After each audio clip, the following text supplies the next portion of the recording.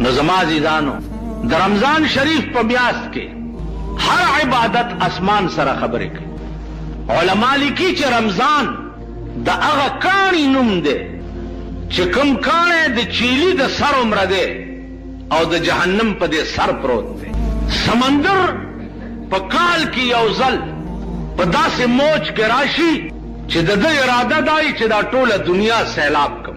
نو الله دا رمضان کاڼی ور مخامخ کی چې ور مخامخ کی یو چس ناری کی او دا رمضان کاڼی ټول سمندر اوچ کی. نو په دې میاشت رمضان نامه الله دې د پاره ایښې ده چې په دې 11 میاشتو کې دې څومره ګناه کړي الله د دې میاشتې په برکت ټوله ختم.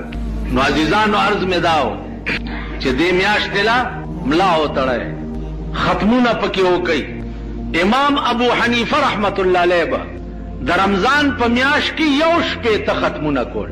1 شپېته یو ختم به په تراوو کې کولو، یو سپاره به ویل، او یو ثابت ختم به د شپې کولو، او یو ثابت ختم به د ورځې کول. سهار نه به تر ماښامه پورې یو قرآن ختم، بیا به تراویح چې وکړي بیا به شروع شو نو تر سهار بانګه پورې به بل ختم وکړو. 40 کاله د ماسخوتن په اودس د سهار مونځ کړی. 40 کاله مونږ یو ختم هم نشو کولی. هغه جماعت لټو چې چرته امریکنی انجن امام ولاړي او ګرسته وباسي، یو ختم نشو. عزیزانو ما 40 کاله ختمونه کړي. د یو شپې ختم ما کړی دی. 8 بجې ماسخوتن هم نیت وتړلو. زمونږ یو استاد و خدای دې غریق رحمت کی هغه پسې، او د شپې چې 3:30 بجې شوې نو ورپسې ولاړو. چې 3:30 بجې شوې نو والضحا ته ورسول. پاو کم 10 سپارې په یو رکعت کې ویلې، ا باقی پاو په نورو رکعتونو کې ویلې. نو عزیزانو عرض داو چې په دغه ورځو کې د قرآن ختم یو په تراوو کې ډېر ضروری دی. امام حنبل رحمت الله علیه خدای په خوب کې ولیدو. نو تپوس یې وکړو چې یا الله ته په څه شي ډېر خوشحالېږي، ته په څه خوشحالېږي؟ لکه اوس ما نه ته تپوس وکړي چې ملا صاحب ته په څه خوشحالېږي؟ مولیانو طبیعت خو درته معلوم دی چې دوی په څه ډېر خوشحالي که نه جي؟ نو داسې هر سړی د خپل شان مناسب په څه نه څه خو خوشحالي، خو بیا په دې نغدو که خیال وکړي هر سړی خوشحالي. نغدو زمونږ بیړه تباه کړه، زمونږ کورونه یې وران کړه، عمر له زمونږ کور جهنم کړو. عمر له د نغدو د پاره مونږ په ایس ګناه سرپه نه ده، په ایس ګناه د نغدو د پاره وګوره په دې ملک کې ګرځه. کم سړی چې پردی خویندې او پردی میندې او پردی لوڼه بل ته سپلای کوي د نغدو د پاره، دا خو عام شی دی. تاسو راشئ وګورئ نن د ملک د هوټلو ډک دی، ټول ملک هوټل شو. په دې هوټلو کې وګوره الکان سپلای کیږي د نغدو د پاره. هیروین چې د انسانیت دشمن شی دی هغه سپلای کیږي د نغدو د پاره. نو نن زمون عمر لکور چې د هغه جهنم شو. د جنت تمې مه کوئ، ما جنتونه نشته. زه چې په کومه زمانه کې اوسېږم نو ما ته د ځان نه واله تر خفه نه شئ تاسو پورې جنت منت نه ښکاري. یو لیونی ما ته راغلی ویل بېدګر ملا ته یې ماله تبر ورسره و. تبر یې د صادر نه راوویست، ویل دا تبر ګورې په دې به دې کیمه کم، که دې د جنت نوم واغستی په دې تبر به دې کیمه کم. زه ویرېدم ما بیړی غرکشه چې تا خو لیونی دی رښتیا مې ونه ویل. ویل په دې تبر مې ټول جنتونه مات کړه، جنت نشته. او نه خلکو ته د جنت تقریر وکړي، او په دوزخ کې مې ښه سیخ والی دی، اور مې تازه کړی دی، خلک را تیاروه چې راځي. نو ماما جنتونه نشته. تاسو په ایمان یې وایي دی ځان ته وګورئ. مونږ د انسانیت دشمنان یو. مونږ یو محتاج چې وي محتاج او تا ته ودرېده، محتاج دی او تا ته ودرېده، او تا د هغه د احتیاج د لرې کولو د وس مطابق کوشش ونه کړو، ته به جنت ته ځې. روژه نیسه نو داسې به خر ته هم زه خوله وتړم ټوله ورځ به ګیا نه خوري.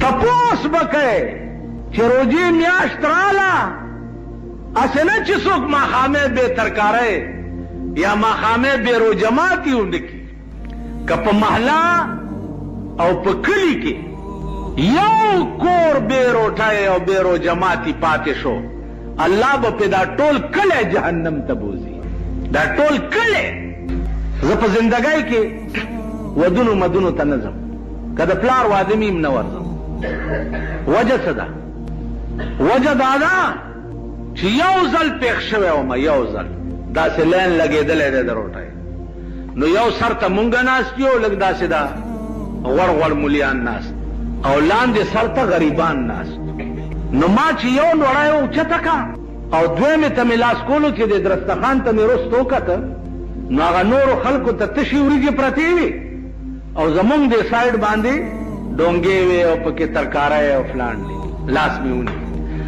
ولی جی نور سراوڑو مالنا باروٹای ختم شو چی باروتو او وادو والا تا میوے چی ویتا سوجی سونو خورم اللہ دے دغا کوروان کچی دا تپکی سے ستا خدای بیخ بنیاد دغا پلارو نکو باس چا کم خوار او غریبو ناستو پا یو درستخان اغیتا دی تشیوری جی خیوے او چی دا غور غور ناستو دیتا دی ڈونگو کی چرگانی خیوے تا خدای تباہ و برباد آغا ورز دا و نن ورز دی خار کیا خنزیرو سی چی پا مخراشی مخرا نواری پا 50 کالا کی ما دا کار کرے ہو بیا میں وے چی رو رو رکھوائے او دا ما خام تازان لسرکڑی چرگانی خیدی او پا مالت کے دے چا خود کے دلی پیتیم نشتا او نیولی دے رو جدا پا خدای بٹے پر خرسے چی مار کچنی وی دخلیل تر کعبی دا کعبہ بہتر دا دخلیل تر کعبی دا کعبہ بہتر دا چی سوک جوڑ کاندی ویران حرم دزڑ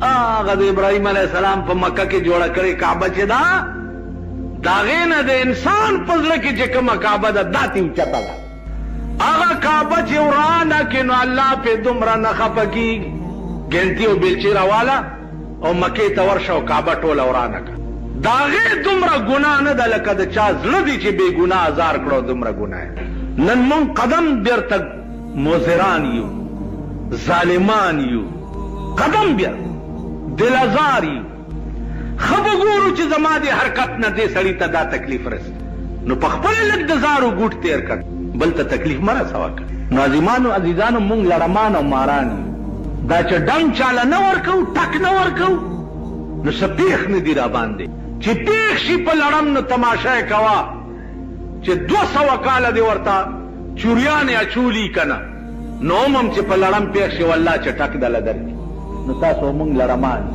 تا چی لگ در خیئی وسم نرسی نو روجے سرا سرا دی سیزونو تم سوچ کوئے دی تم فکر کوئے پٹ پٹ پتا لگوا پالاکا و گاونڈ کے چھے اسے نا چی سوک چرتا بیرو جماعتی پاتی نہیں پٹ پٹ پتا لگا کنی دغا رو جبا بیا تا دا پارا زولنی وی او تب جہنم تروان کرے نو اللہ دی توفیق در کی مونگ نمخ کی چکم مسلمانان تیر شوی دی پا خدای قسم چی دا خپل خلینا بے اویستا و بل بے ورک خپل بے نهرش پتی رکڑا و بل بے ورک نهر از مونگا تاسو پا ایمان ہوئی زبردسی حکم چی زن نهرش پتی رکم زیتال در نو خصوص فراڈ و دوکا ام کنے زما جون ٹولا دوکا دا زما دا اسلام دا نوم اغسطل چی دی دا ٹولا دوکا دا اس بے نظیر ہم چگی ہوئی چی دا ملک بزے اسلامی مملکت جوڑو ما لکہ خدای و قرآن تا گورا پارام کینا بس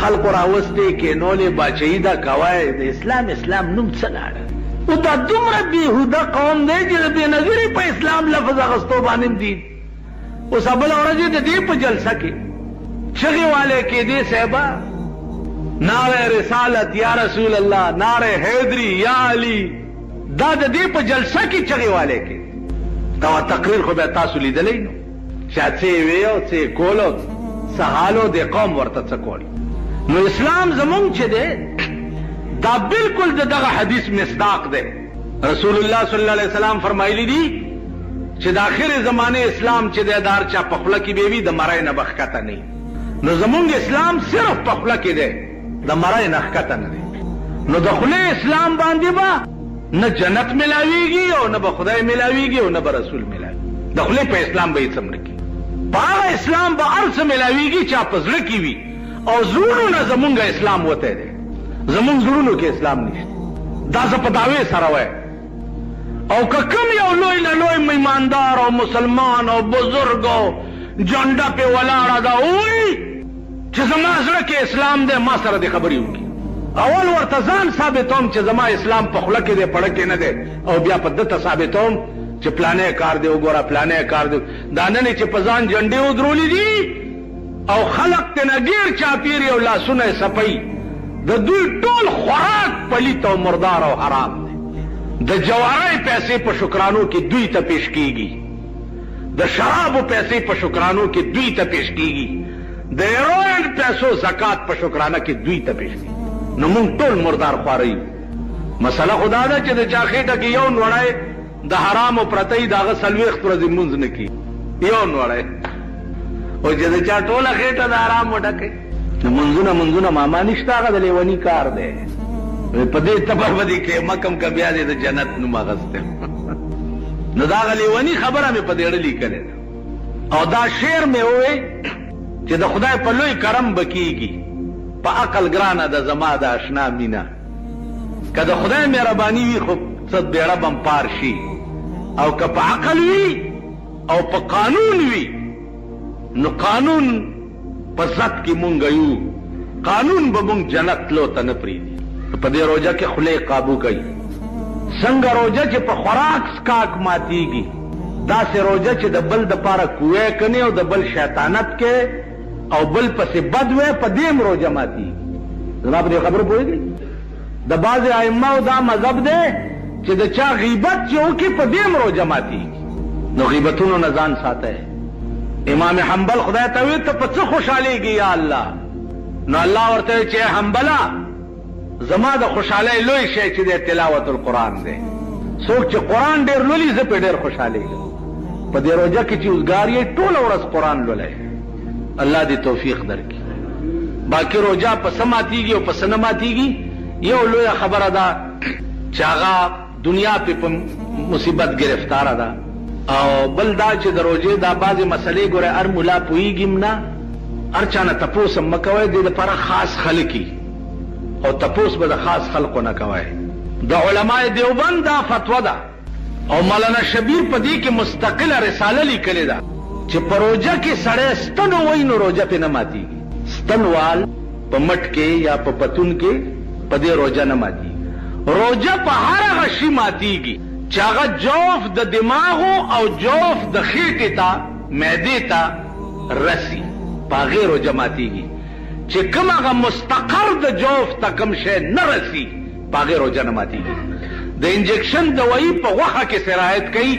او جوف د معدې ته نه رسی او جوف د دماغو ته نه رسی تاسو خیال راغلی نو انجکشن والو باندې روزه نه ماتيږي دنیا مليان به درته وي دارو پکې دنه نه لاړ نو څنګه روزه ماته نشو وای نشتا او کډېره تنګولې دې مړې نه ونی سي او په ولا کې وګورځو وای مولا سه پکې نشتا پارام کې دنیا دی خبره ما تاسو تارس کړ چې په هیڅ انجکشن روزه نه ماتيږي دا تحقیق چې علماء دیوبند کولو او دا فتوا ورکولا نو د دنیا ډاکټرانو او ماهرین را جمع کړیو او دا ریسرچ وکړو چې د ستنې دارو کم زیاته زی نو هغه تحقیق نه بعد بیا فتوا ورکړه چې اوس په دې روزه نه ماتي د دیوبند علماو چرې جوګت نه دی وشته کته وای چې ستنې دارو دنه نه لاړ نو په روزه کې چې سړی ولامبي نو د ویختو دی بیخ کې سورې ده کنه ده ها د بدن دی ویختو بیخ کې سوري دي نو په دې سورو کې چې وبدن نه بدن تلاړي شي په کار داده چې روزه ماته شي سترګو کې دارو اچولو باندې روزه نه ماتي غوږ کې دارو اچولو باندې روزه ماتيږي ځکه د غوږ کنیکشن چې دی هغه د جوف د دماغ سره دی د سترګو کنیکشن ور سره نشته استنجا چې کوي د لوی او د اسماتي زی چې وینځي نو ډېر بکولاو نه کینی کلان دی نه وبدن نه لاړې نو دا غي تعلقم جوف د معده سره دی بیان په روزه ماتيږي خیال مراد بعض سعودي غونډې سړی کنه بس خو لګیای نو دی وجنا دا دود څو باتای شي دا اگر باتای دا اگر باته د ورځې بعضې دکانداران ځان ته لوګی کوي، د دې دا لوګی چې سپېږمو کې لاړ شي په دې هم روژه ماتېږي، ځکه چې د سپېږمو کې دارو اچولو سره هم روژه ماتېږي، د دې تعلق هم جوف د دماغو سره دی. سپېلني لوګی کول ځان ته هغه لوګي چې لاړ شي. اوس تاسو به دا وایي چې دا ښځې چې پخلی کوي او شنه لرګي وي او پوکي ورکوي او لوګی په پوزه کې ننوځي که نه، کټوی پخوي یا روټی پخوي، قربان د شریعت نشي. ښځې معاف کړي دي چې که ښځه روټی پخوي، روټی یا کټوی پخوي او د هغې په سپېږمو کې لوګي ننوته، نو روژه پې نه ماتېږي، ځکه هغه عذر دی. یا د بعضې ښځې میړه چې دی د کلنکار بچی، مالګه کمه ده او مالګه زیاته ده او مرچکی داسې دی او فلانې دی، او دا بعضې سړی بار ګیدړي کور کې ښځو له زمرۍ. خیر اوس ټول سړي ګیدړان دي که خیر، اوس ښځې زمرۍ دي، لاړئ د ممۍ بڼه یې کړئ. اوس ښځې به داسې سورۍ ګرځي لکه اسپې، هغه زمانې لاړې. وی وہ دن گئے جو خلیل خان فاختہ اڑایا کرتے تھے، چې ښځو به ستا حکم منلو، هغه زمانې لاړې. کلو کې غرونو کې بعضې سړی ناړي دی مالګه کمه زیاته باندې جګړه کوي. اسلام دا اجازت هم کړی دی چې د ماښامي په ټایم کې کټوی پخی ښځه، نو هغې ته لږ سکل هم په ژبه روا دي، خو بیا به زر توکي چې مالګه تې کمه زیاته نه شي، سکل هم ورته روا دي. تاسو خیال راغلی؟ نو تکلیف مالا یطاق په اسلام کې نشته. کم شی چې ستا د وس نه بار دی هغه اسلام پتا ضروری کړی نه دی. یو سړی دی داسې بیمار شو، 104 105 106 ټمپریچر دی او هغه ډاون کیږي نه بې د دوایانو نه. اوس مولیان ورته وایي چې نه تر هغې به روژه نه ماتېږي تر څو ځمکه او اسمان پیژنې. نو په ایمان یې وایه چې دی ځمکه او اسمان پیژندل پرېږدي، نو دی به مړي که ژوندی به خو مړ به که نه، چې ځمکه او اسمان پیژنې تر هغې روژه مه ماتوه. نه نه، ایماندار او نیک ډاکټر چې خپله روژهدار وي او هغه درته وایي چې بچیا که روژه دې ماته نه کړه نو نور خرابېږي، نو د هغه په وینا به ټیک روژه ماته کړي چې جوړ شي، روژې نه پس به دا روژه بیا ونیسي. تاسو خیال را چې ځمکې او اسمان پیژنې او ځمکې او اسمان فرق کولی شي نو روژه به نه خورې. دا هم زمونږ د بې علمۍ خبرې دي عزیزانو، دې ته به هم لږ سوچ کوئ. کم شی چې ستا د وش نه باري، ستا په زړه خدای پوه دی چې د روژې متعلق واورئ. حضرت معاویه رضی الله تعالی عنه یو ورځې مونځ نه پاتې شو، چې مونځ نه سهار جمع نه پاتې شو، نو ټوله ورځ په جړا تېره کړه چې سهار جمع رانه قضا. نو الله ملایکو ته حکم وکړو چې معاویه ته یو په 15 زیات ثواب ولي، د په جمع پسې وجړل. بل سبا له شیطان د خپې نه وخوځولو چې پاسه د جمع وخت دی. څوک یې ویل زه شیطان یم؟ ویل پرون چېرته وې؟ پرون ما وی چې ثواب در نه لاړ شي، خدای درته 15 درجې زیات ولیکلو، نو پاسه چې نن یې درته زیات ونه لیکي. نو خدای د هر جمع هم ترې قضا شوه او ثواب هم یو په 15 ورکړو. نو خدای ستاسو زړه ته ګوري، ظاهري عمل ته نه ګوري. د رحمان د زړه د حال خپل یار ورته وایي چې دومره لیونی نه چې دا څومره ته چغې وهې. هغه ورته د رحمان د زړه د حاله خدای خبر دی چې په زړه کې د یار د غمه څه دي. ستا پړه کې چې د خدای د وجې څه شي که نه، او خدای د پاره دې کومه مینه وي، قسم په خدای چې ټوله روژه وخورې که نه هم به خدای اجر در کوي، خو چې درد دې پړه کې وي. عام طور باندې زمونږ په دې ملک کې که تاسو خیال وکئ، بلکې نه زمونږ په ملک کې، په تمام عرب ممالکو کې، خاص طور باندې په مکه معظمه کې او په مدینه منوره کې 20 رکعاته تراویح کې. بعض حضرات تی زمونږ په دې ملک یا نور ملکونو کې چې هغې 8 رکعاته تراویح. منشا د اختلاف څه شی ده؟ اسې په خبرو خو به پوهېږئ، امید دی پوهې خلق یې، ځکه چې ټول عمر الیکشن هم کړي دي. دا لیډر مزاج خلق چې په خبره ډېر ښه پوهېږي. د جناب رسول الله صلی الله علیه وسلم نه تراویح په جمع باندې صرف 3 شپې منقول دي. روایات د تراویح چې دي هغه د 8 رکعاتم شته او د 20 شته او د 40 شته. لن درته وایم چې 3 شپې رسول الله صلی الله علیه وسلم تراویح صحابه او ته په جمع وکړي او په 4مه شپه صحابه په انتظار ناستو او حضور علیہ السلام ورته راونوت. سبا له صحابه تپوسو کو چې یا رسول الله مونږ خو بیګا انتظار کولو تاسو تراونوت. حضور علیہ السلام فرمایل چې کنن شپم زراوته وي نو دا تراوی به په تاسو فرض شوه، ځکه چې د پیغمبر دوام په یو عمل باندې دا موجب د فرضیت. نو زم بیگا ذکر او نوتم چې دا تراوی په تاسو سنت پاتی شي او فرض در باندې نشي. ما په خبره پوه شوي. بله خبره دا ده چې د حضور علیہ السلام دور خو په دې رنگ باندې تیر شي. د ابوبکر صدیق رضی الله تعالی عنه دور خلافت شو، هغه هم په دې رنگ باندې. د عمر فاروق په دور کې چې روزه رااله نو صحابه ټول په مسجد نبوي کې جمع شو او عمر فاروق انتخاب د هغه امام وکړو چې چاته قرآن ډیر یاد، هغه د مخکې شي او 20 رکعاته تراویح دي. د عمر فاروق تمام دور خلافت چې دی هغه په 20 رکعاتو تراویح باندې تیر شي. اوس زمونږ په دې ملک کې کوم حضرات چې د 8 رکعاتو قائل دي نو هغې دا وایي چې د پیغمبر عمل د 8 رکعاتو او دا د 20 عمل چې دی دا د عمر فاروق. اوس عزیزانو دا علمی خبره ده چې قول او فعل د صحابي دا په باب د ما لا یوقلو کې محمول وي په سما باندې. صحابي چرې د ځانه کار نه کوي، چرې، ځکه چې صحابه ټول معیار د حق دي. دا نن چې تاسو د قرآن ختم وکړو یا قرآن ته د خدای کلام وایي یا ځان ته مسلمانان وایي، دا ټول د صحابه برکت. ځکه چې صحابه چې دا د پیغمبر نه برای راست اخذ کون کیو د دین، برای راست اخذ کون کیو د قرآن، برای راست اخذ کون کیو افعال اقوال اطوار د پیغمبر، دا برای راست.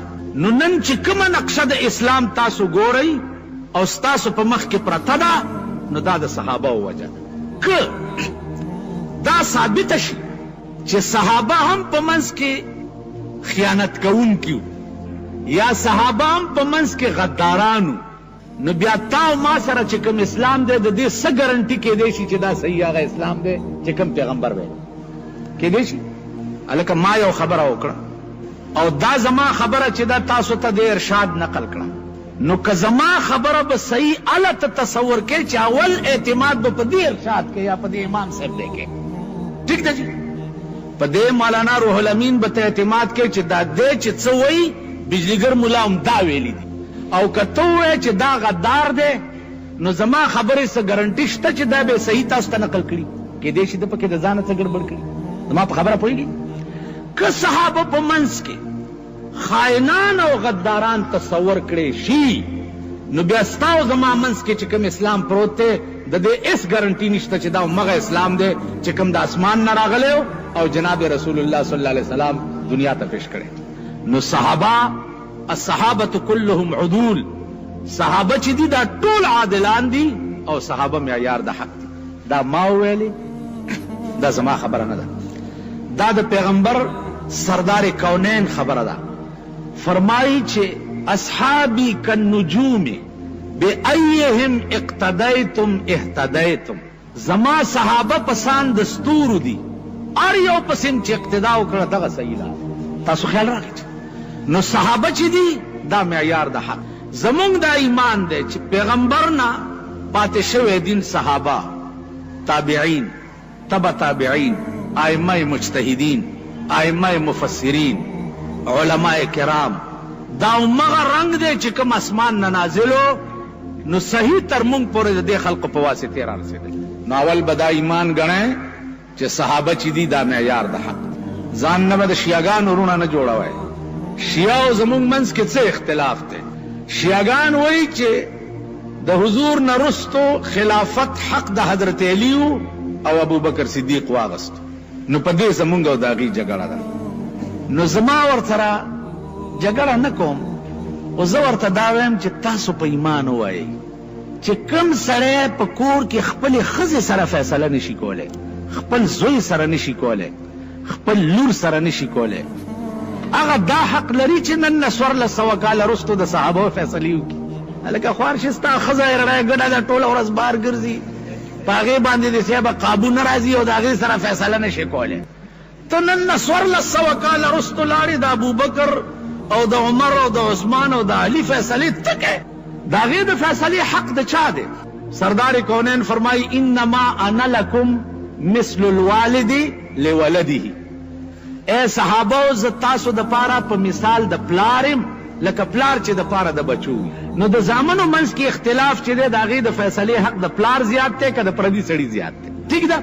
صحابه منځ کې کڅ اختلاف پېښ شوی هم وو نو هغه حق د فیصله د جناب رسول الله صلی الله علیه وسلم دی. هغه حق د فیصله ستاسو زمانه دی. پاتې شو دا چې خلافت د حضور علیه الصلاۃ والسلام چرته یو ضعیف روایت هم نشته چې هغه دا ویلي چې ما نه رستو خلیفه به حضرت علی وي. چرته وصیت د پیغمبر نشته. پیغمبر دا شی په قوم پرېښو چې ما نه رستو قوم پوهېږه او انتخاب د امیر. تاسو خیال راغی د حضور وفات چې وشو قوم او صحابه ټول را جمع شو او انتخاب د امیر کولو. انتخاب د امیر ټولو په اتفاق سره د ابوبکر صدیق رضی الله تعالی عنہ. اوس هغه بیا څنګه امیر؟ هغه وروره داسې امیر نه و. مونږ دا خیال کړی دی چې راته ښکاري چې ابوبکر صدیق ټول مال حالو والو حضرت علي ته اډو څه پرې نه خوا. ځکه مونږ خو په دې قهر د چنډه خرونه یو ډنډ کې ټغېږو که نه. مونږ خو دا خیال دی چې راته ښکاري چې دا د پاکستان خزانه وه دی چې پې وزیر شو د هر څه یوړه مونږ یې پرېښو په ډاګه. هلته خلافت د ابوبکر څنګه و؟ نن ته بیعت شو او مازیګر له څادرې په اوږه اچولې دي بازار ته. نو د روژې متعلق څه ضروري خبرې ستاسو په مخ کې عرض کول. عزیزانو 15 ارکان دي د اسلام چې هغه 15 ارکانو باندې د ټول اسلام دارومدار دی. په هغه 15 ارکانو کې یو رکن چې دی هغه روژه هم ده. او دا یاد لرئ چې هر یو شی دا فرض کیږي په حکم د پروردگار عالم باندې چې د کوم شي متعلق حکم د الله تعالی هغه شی فرض دی. د روژې متعلق هم قرآن کریم کې د الله حکم دی فمن شهد منکم الشهر فلیصمه. چا باندې چې د روژې میاشت راشي او د اهل د روژې وي نو د روژه ونیسي. نو د روژې میاشت را روانه ده. الله دې مونږ او تاسو ټولو ته د صحیح روژې نیولو توفیق نصیب وفرمایي.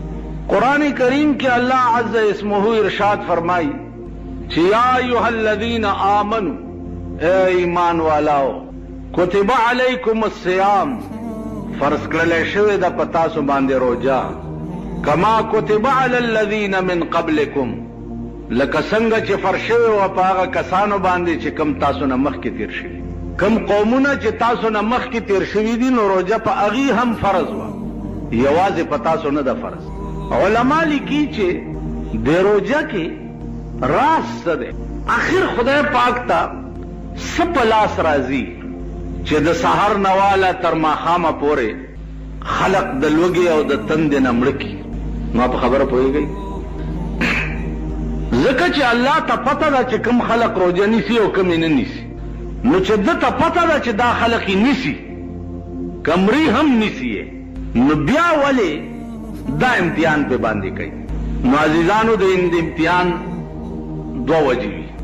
یو وجه د امتحان دای چې ممتحن ته د مخکینی سړی پته نه نو امتحان پې وکړي. پته ورته نه چې دی په دې تعلیم کې قابل دی او که نه دی نو امتحان ورته کېږي پرچه لاس کې ورکړي چې بھئی دا مضمون ولیکه. نو د الله متعلق دا ویل چې ده ته پته نشته نو دا خو ناممکنه ده. ځکه چې الله د هر چا په سینه عالم دی او هغه ته پته ده او د هر چا قابلیت هم ورته معلوم دی. دغه سوال په هغه ځای هم واردېږي چې ابراهیم علیه السلام ته نمرود اور جوړ کو او دومره لوی اور و چې په شپږو میاشتو کې خو ایله تازه شوی و. اوس دې امتحان ته ګوره چې څه وخت کې نمرود دی دې اور ته ورچوي چې منې کېږي د خپلو خبرو نه او که دې اور ته دی اچو. ابراهیم علیه السلام ورته وفرمایل چې منې کېږم خو نه ورچوه. چې اور ته یې ور واچولو نو دغه وخت کې جبرائیل علیه السلام ورته راغی نو ورته وی چې وایا سه امداد درکم په ډېر لوی اور کې راوغورځېدې. نو ابراهیم علیه السلام ورته فرمایل چې نمرود څوک دی چې ما په اور کې واچي؟ چا چې اچولی مغه پوهېږي او امداد یې پوهېږي. نو یو بله د خوند خبره درته عرض کم. رسول الله صلی الله علیه وسلم چې معراج ته تلو نو د معراج په شپه باندې سدرة المنتهی کې جبرائیل ورته وی چې دې ځای نه زه مخکې نشم تلی. نو رسول الله صلی الله علیه وسلم ورته فرمایل چې او جبرائیل یو بدل درنه عالم زما نیکه ابراهیم علیه السلام چې په اور کې نمرود اچولی نو تا ورته ویلي چې امداد درکم. اے ابراهیم دې وخت کې زما هغه ځای ته رسۍ کېږي چې ستا نه کېږي. نو زما نیکه درته وی چې نه چاته چې ستا رسۍ کېږي اما ګوري لګیا دی. نو نن وایه جبریل هغه ځای ته زه روان یم چې کوم ځای ته ته نشې رسېدی نو که څه خدمت دي راته وایه چې مخکې درته پیش کړم. نو ابراهیم علیه السلام ورته وفرمایل چې نمرود څوک دی چې ما په اور کې واچي؟ وی داسې بې اختیاره دې را ټوپ ولیکو. نو ابراهیم علیه السلام ورته وایي چې خبره دا ده چې دا د نمرود وس کار نه و، نه د نمرود کار دی چې دا سما سره کېږي لګیا دی. دا کولو والا بل دی، زما محبوب او معشوق دی، په دې خوشحالیږي چې زه اور کې وغورځېږم.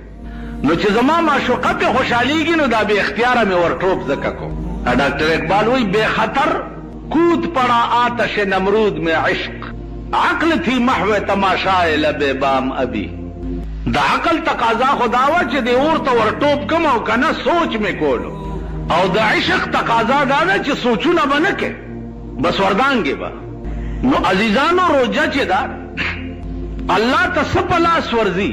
نو ما عرض دا وکړو چې د محبوب امتحان په سړي چې دی د هغې دوه صورته وي. یو صورت دا چې ده ته معلوم نه وي چې دی به په دې امتحان کې پاس شي او که پاس به نه شي، نو د خدای متعلق خدا خبره ناممکنه ده. یو صورت دا چې په هغې امتحان دې دپاره کوي چې نورې دنیا ته سبق شي چې تاسو هم بني آدم یئ او دعوه کوئ د دې خبرې چې موږ د خدای عاشقان یو. نو تاسو هم انسانان یئ او ابراهیم علیه السلام هم انسان و. هغه هم دعوه د عشق کوله بې اختیاره اور ته ټوپ کړو. هغه هم دعوه د عشق کوله د زوی په مری چاړه کېښوه چې زما خدای ویلي چې زوی حلال کړه نو بسم الله الله اکبر. نو د ده د عشق دنیا ته ښودو چې سبا ته دا ونه وایې چې یا الله ما تا دپاره دا کړي او ما دا کړي او ما دا کړي.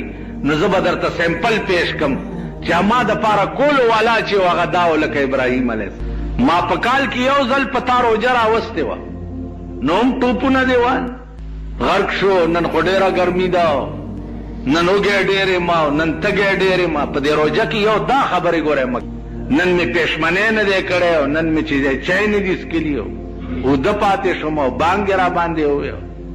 ټوله ورځ که تاسو خیال وکړئ مونږ دا خبرې کوو دا به نه وی. په خدای قسم چې دا روژه چې فرض شوه نو په هغه وخت کې غوښې چرته وي، دا سبزیانې چې دا تاسو نن خورئ دا چرته وي. یو کدو به هغه به هم ډېر په مشکله پیدا کړي او چې پیدا به شو نو رسول الله صلی الله علیه وسلم کدو لګیا دی پرې کوي، نری نری پرې کوي. جی دومره نری ولې پرې کوئ؟ وایي دومره نری ځکه پرې کوم چې یوازې زه نه یم چې لږه ښوروا پکې وکړو چې د ګاونډیانو ته هم لږه لږه ور.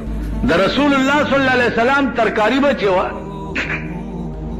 نو هغه به چې پاو شی و نو پکې دړی اوبه به وي.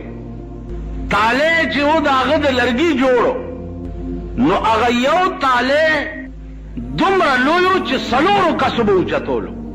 څلور کسۍ چې اوچتۍ اندازه وکړي د دې نیم جومات هومره تالی به وي نو هله به څلور کسه اوچتۍ. نو دا دومره لوی تالی دې دپاره جوړ کړی و چې مونږ چې روټۍ خورو هسې نه چې چېرته غلام یا مریی یا مزدور دا رانه بار پاتې نه شي چې هم په دې تالي کې روټۍ وخورو. د جناب رسول الله صلی الله علیه وسلم عادت مبارک دا و چې یوازې به روټۍ نه خوړه، څومره ملګري غلامان خادمان مریونه دا ټول به ځان سره په یو تالي کې د دواړو کونو بادشاه دی او په روټۍ ورسره مریونه او خادمان ناست. نن چې د دوانو افسریم هغه نوکر ځان سره کېنئ یا ډرایور ځان سره په روټۍ کېنئ یا خدمتګار ځان توبه استغفار.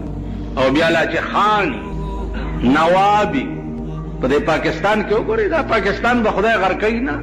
په دې هفته کې وګوره په ټول پاکستان غلې وورېدې، شلګونه کسان پکې مړ شو. یو علاقه داسې نه ده چې غلې پې نه ده ورېدلې. نو پرون مې چاته وی غلې لا څه کوي، اوس د آسماني د بل قهر انتظار کوئ چې کم قهر به در باندې وریږي، کم افت به در باندې وریږي. پخوا خو به دا و چې ښځه به ګډېده او سړو به یې تماشه کوله، اوس سړي ګډېږي او ښځه یې تماشه کوي. په شرمونو دا ملک و شرمېږه چې شرمېدلی به څه شرمېږي. پخوا به ښځه ګډېده او سړي به یې تماشې ته ناست، کم سړي به چې ښځې ته چیلم ډکوله بړواګان به یې ورته وي، او یا بړواګانو ته به یې چیلم ډکولو، مونږ به هغې پورې خندل چې بې غیرته ته څنګه پښتون ځان ته وی. خدای دې بې خوباسه ته بړواګانو ته چیلم ډکې.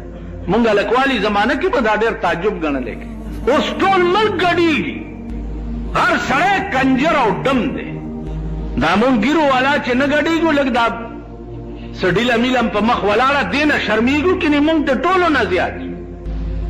تاسو وکته بله ورځ د قوم ګډه، بیا د قوم د ملک د اسمبلی ممبران ګډېږي. نو چې د کوم ملک پارلیمنٹ کنجر وي، د هغه ملک انجام بڅوي او د هغه ملک حال بڅوي. تاسو به نورې د ځان تماشې کوئ. نو عرض مې دا و چې روجه په دې ملک کې هم غریبو ته راغلې ده، سرمایدار روجې نه نیسي. پیغمبر فرمایلی دی الاسلام بدأ غریبا وسيعود كما بدأ فتوبى للغرباء. اسلام په ابتدا کې یو ناشنا شی و، چا نه پیژندو، او زر دی چې بیا به ناشنا شي، څوک به نه پیژني. فتوبى للغرباء، خوشحالی دی وی د غریبانو خلقو د پاره. خو زه د پاکستان غریبان هم چې دی په دې حدیث لاندې نه ګڼم. پاکستان غریبان دي، خدای په خړ سیلاب یوړي. څومره ډمتوب او کنجرتوب چې نن د غریب په دماغ کې دی، دومره د سرمایه‌دارو نه دی. تاسو ورشئ کابلای ته مازدیګر ټایم کې وګورئ، کل هم به پکې دا د غریبان او سټمارې او د شاخه تاخه زامن دا به ګورئ. د ورځې به پالشونه کوي، د ورځې به مزدورۍ کوي، او مازدیګر کې به سینما کې ګورئ. نو عرض مې دا و عزیزان چې دا قوم د قوم زما په دې سترګو سترګو کې کېږي چې صافت لاندې به راځي. اوس په دې به خدای عالمي چې صافت به پې نازلې. بار تقدیر روجه الله فرض کړې دې دپاره ده چې دنیا ته وښیي، بیا خاص کر ملایکو ته وښیي چې تاسو وګورئ دا تاسو ویلیو چې بنی آدم ما پیدا کوا. دوی به څه چل کوي؟ پردی وینې به تویئ، پردی کورونه به ورانئ. مونږ ډېر یو ستا عبادت دپاره. اوس وګورئ زما په بندګانو زما امتحان دی. سهار نه تر ماښامه پورې 14 ګنټې ما دپاره لوږه او تنده تېروي که نه تېروي. نو ستاسو په روجه باندې به الله د ټول کائنات په ملایکو کې فخر کوي، په تاسو به فخر کوي. حدیث کې راځي چې د قیامت په ورځ جنت ته چې خلق ننوځي، یو دروازه ده د هغې ریان نامه ده. ریان دروازه به خاص کر روجهدارو ته آواز کوي چې تاسو زما په دې لار جنت ته ننوځئ. نو زما عزیزانو په دې نعمتونو کې چې دا د شپې تاسو خوړلي او دومره وخورئ چې بیا بل ماښام له مو مړه نه کېږي. ملایانې د شپې وګورئ د دې پیوالاو په دوکانونو باندې لوښي ورته پرېښي چې ملایي دا غوړې ښورواګانې، خوار نه خوار او غریب نه غریب سړي ته الله تعالی پېشمني کې پراټې نصیب کړي. جناب رسول الله صلی الله علیه وسلم د بدر په جنگ کې د روجې میاشت وه او د ار په شکال ورځې صحابه روجې م نیولې وې او جنګ یې م کول، او داسې روجه یې نیولې وه چې ماښام نور څه د خوراک نه و. نو یو قجوره 2 کسو باندې نیمه کړې وه، نیمه تا وخوړه او نیمه ما وخوړه. په دې م روجه م نیولې او سبا له د بدر په میدان کې جنګ هم کولګي. تاسو به څه کوئ؟ رحمان بابا وی په عوض دې کم طاعت دی ورته کړی، په عوض دې کم طاعت دی ورته کړی.